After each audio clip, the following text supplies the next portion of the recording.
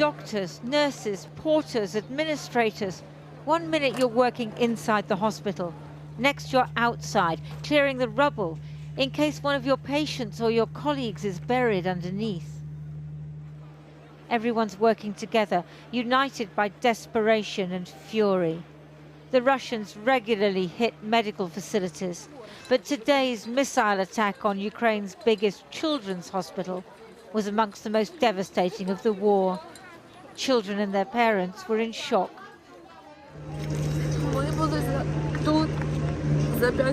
We got here 5 minutes earlier. We managed to get to the paediatric ward. I don't know. It's a nightmare. I don't even know if it was a missile or the fragments of a missile. Ambulances rush to collect the injured and take them to other hospitals. These are Russian tactics that we've seen not only elsewhere in Ukraine, but also in Chechnya and Syria.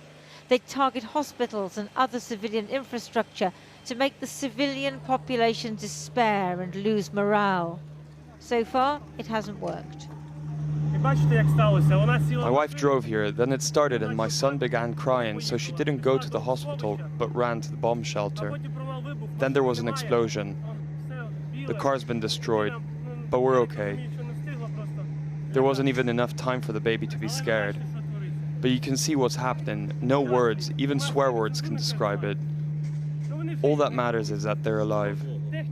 Never mind the car. We'll buy a better one. We'll be okay. The wreckage inside the hospital made a point more eloquently than any document could at tomorrow's NATO summit in Washington. Ukraine needs better air defenses and help repairing and protecting its infrastructure. President Zelensky was meeting his Polish counterpart in Warsaw today. First of all, I expect very concrete answers and steps from our partners at the NATO summit. We'll have a meeting dedicated to reinforcing Ukraine's air defences, to our civilian infrastructure, water supplies and the energy grid. I expect concrete steps. We're discussing beforehand the number of different kinds of air defence systems that our partners, NATO member states, can provide to reinforce Ukraine. But one NATO member leader, Viktor Orban of Hungary, may have other ideas. He was in China today, meeting President Xi Jinping, discussing a potential ceasefire on Russia's terms. Orban holds the rotating EU presidency, but made the trip without EU or NATO agreement. Last week he was in Moscow to see President Putin, both men well aware that their friend, the former US President Donald Trump, may soon be back in office, keen to stop helping Ukraine and impose a settlement to Russia's benefit. The mayor of Kyiv, Vitaly Klitschko, visited the hospital and other sites hit today. It was, he said, one of the worst days the Ukrainian capital has seen. 30 of the 38 missiles fired in broad daylight today were shot down by Ukrainian air defences. But the 8 that got through were deadly. Bodies were pulled out of at least one residential building. Each missile carried a message. Russia plans to continue to wreak devastation on Ukraine in the hope that other NATO countries, including the new government in France, will side with Hungary and advocate leaving the Ukrainians to fight back unsupported and alone. Well, I've been speaking to the mayor of Kyiv, Vitaly Klitschko, and started by asking him what he had witnessed at the hospital. We don't know exactly numbers of killed people because we try to save people from the rubbles of the buildings because we listen to the voices and the people under the rubble. When you see an attack on a children's hospital and you saw the children down there, how did you feel? How I feel? Listen, it's Russians try to explain and try to make excuses. By the way, the war have some rules. Never touch children, old people, women, and the horrible images from Bucha, Irpin 2 years ago shocked whole world. And right now, the whole world was shocked. It's not the war. It's not a special operation. It's genocide of Ukrainian population. Why do you think Russia has done this now? This is the week of the NATO summit. There is a new government in London. There is a new government being formed in France.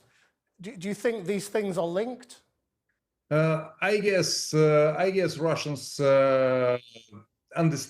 Russians understand just the power, the strong position. That's why we Ukrainians have to be strong, and I guess it's some signal. But I think this signal just united people, because every normal people around the world understand this war is senseless war. It's Putin want to rebuild Russian Empire, and he looking at Ukraine as part of Russian Empire, and we are Ukrainians right now fighting for our democratic future. We see our homeland as part of European family. We don't want to be back to USSR. And what do you want from NATO this week?